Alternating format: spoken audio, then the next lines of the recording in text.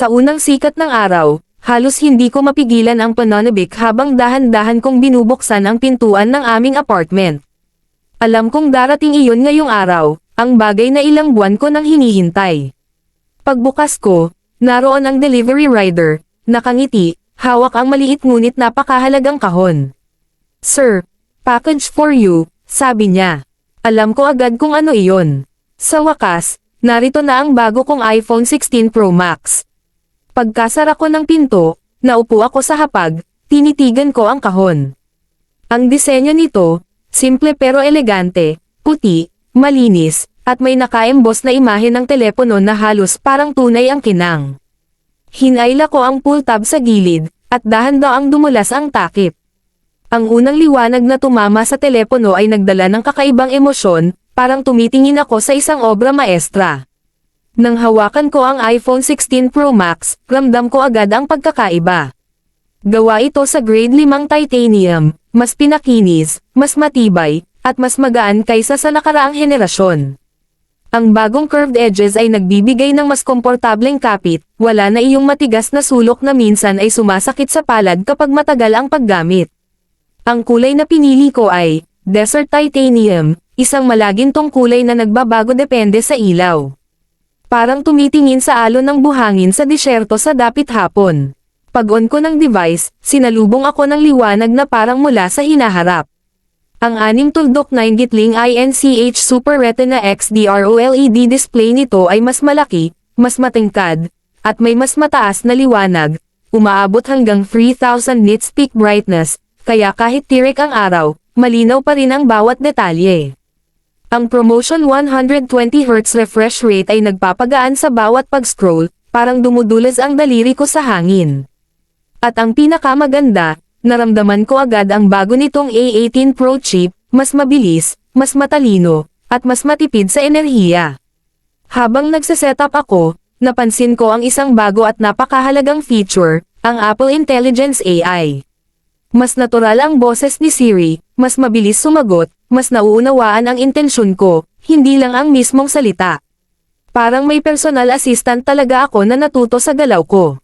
Kapag sinabi kong, "Siri, gawin mo akong schedule ng meeting bukas," hindi lang niya ginagawa, tinitingnan pa niya kung may conflict sa oras ko, pagkatapos ay nagmumungkahi ng alternatibong oras.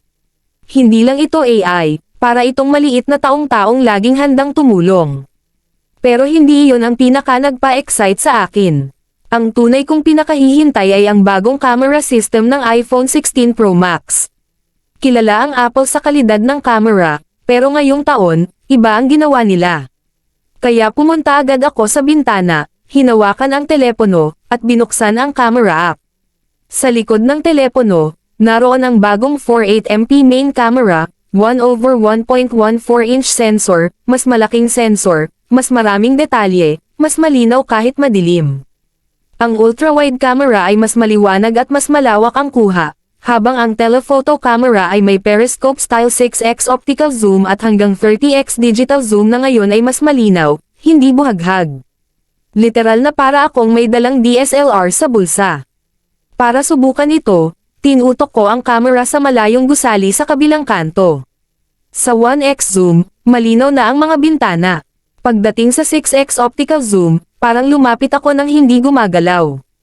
Kitang-kita ko ang isang maliit na sticker sa bintana ng apartment ng hindi ko kilalang tao, a moment na parang salamin sa katotohanan ng sobrang lakas ng bagong zoom capability. Paglipat ko sa 30x digital zoom, hindi siya ganoong crystalline, pero malinaw na malinaw pa rin para sa ganitong layo. Walang kulay na nasisira, walang sobrang noise, at ang image stabilization, para bang naka-tripod ako. Grabe, kahit medyo nanginginig ang kamay ko, steady pa rin ang kuha. Lumabas ako ng bahay para subukan ang camera sa totoong mundo. Dinala ko ang telepono sa parke. Nakaupo ako sa isang bench habang pinagmamasdan ang mga bata na naglalaro, ang mga ibong lumilipad sa itaas, at ang mga taong naglalakad papunta sa kani-kanilang trabaho. Lahat ng iyon ay naging subject ng camera ko. Sa portrait mode, napakalalim ng background blur, para akong may professional lens. Kapag tumutok ako sa mukha ng isang tao, ginagamit ng iPhone ang AI depth mapping para gawing mas natural ang separation ng subject at background. Ang bawat balat, detalye, at ekspresyon ay parang mula sa isang cinematic movie. Tapos, sinubukan ko ang night mode ng medyo dumilim ang ulap. At doon ako tuluyang napabilib. Kahit halos wala ng ilaw, malinaw pa rin ang mga puno, ang texture ng dahon, at ang mga batang nagtatakbuhan. Wala akong nakitang gray na madalas lumabas sa ibang smartphone.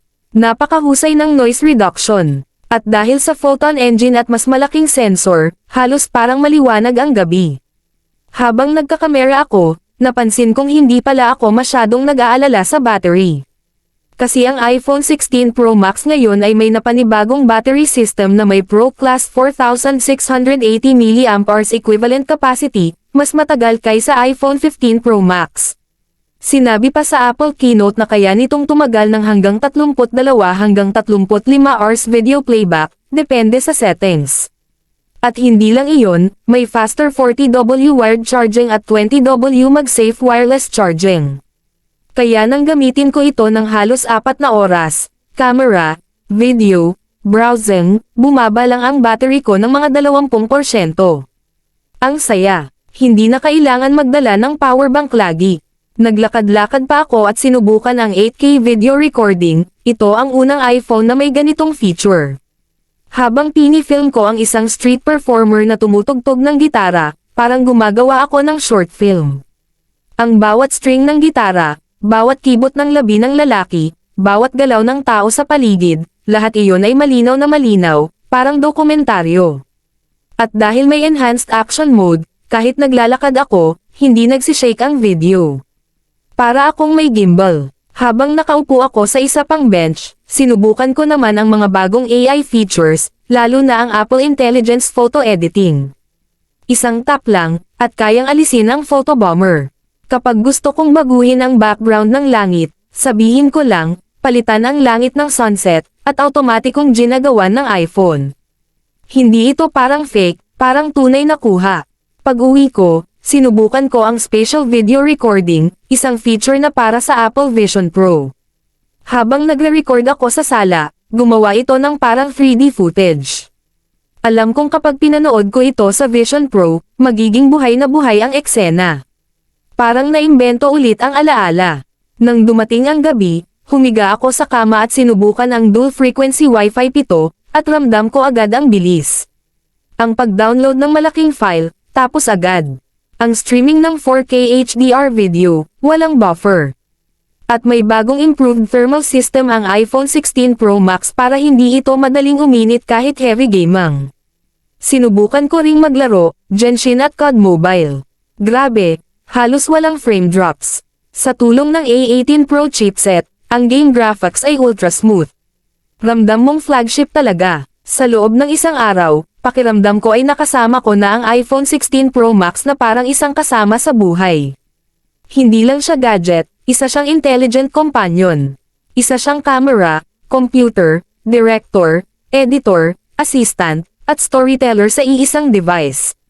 Ang bawat sandali na ginugol ko kasama ito ay nagpakita kung bakit iba ang Apple. Hindi sila nagdagdag lang ng features, binabago nila ang paraan ng paghawak natin sa teknolohiya. Habang pinapatay ko ang ilaw sa kwarto, tinitigan ko ang iPhone na nakapatong sa bedside table. Ang liwanag ng screen nito, kahit naka-standby, ay nagbibigay ng kakaibang presensya. Para bang handa siyang gumawa ng anumang kailangan ko, anumang oras. At sa unang araw pa lang, alam kong magiging malaking bahagi ito ng bawat kwento, alaala, at araw-araw na karanasan ko.